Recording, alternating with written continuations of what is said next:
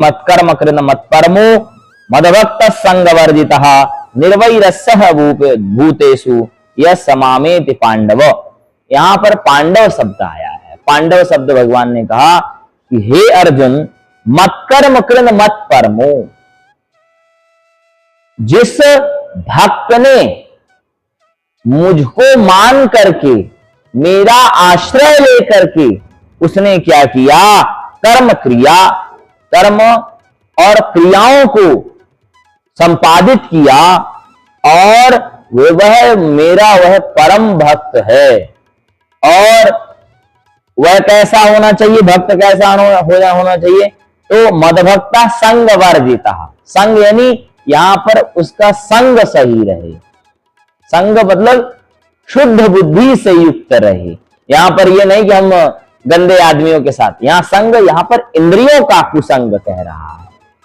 यहां पर भगवान इंद्रियों का संग कह रहे हैं। इंसान आपको नहीं बिगाड़ता, आप अपने आपको बिगाड़ते हैं।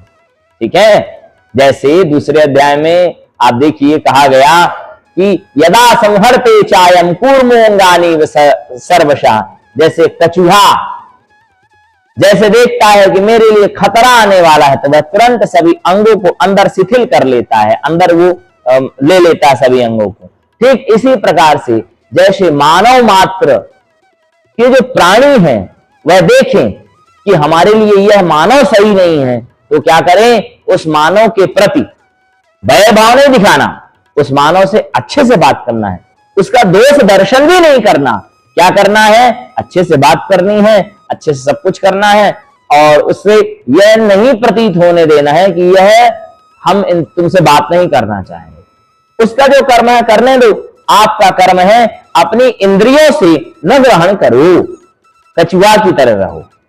और निर्वैर सर्वभूतेषु, देखिए अगली पंक्ति में कह दिया, सर्वभूतेषु निर्वैरः, सभी भूतों में हमारा भक्त कैसा होना चाहिए, बैर भाव न रखे, सभी भूतों से प्यार करे, सभी भूतों से स्नेह करे। यह समामेति पांडव, हे पांडव, ऐसा जो मेरा भक्त है वह मुझे परम प्रिय है। ऐसा भक्त मुझे अत्यंत प्रिय है, और ऐसे भक्त का मैं हमेशा क्या करता हूं, भगवान ने प्रतिज्ञा की ही है, मद भक्ता यत्र गायन्ति तत्र तिष्ठन्ति नारद।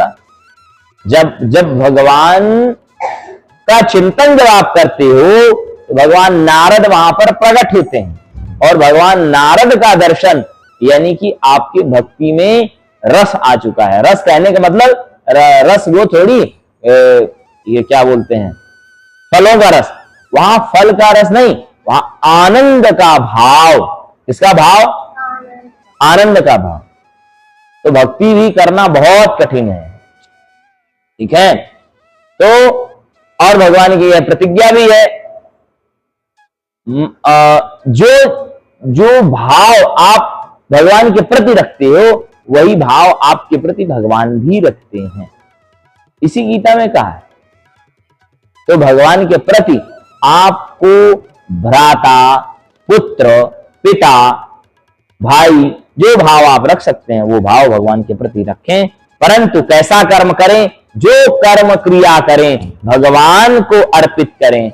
आप भगवान के प्रति ही लगाव रखें, कुसंग न रखें, इंद्रियों का कुसंग न रखें, तो आपके ऊपर भगवान की कृपा अवश्य होगी। मत कर्म कृ मत परमो मदभक्त संग वर्जितः निर्वैरः सर्वभूतेषु यः समामेति पांडव।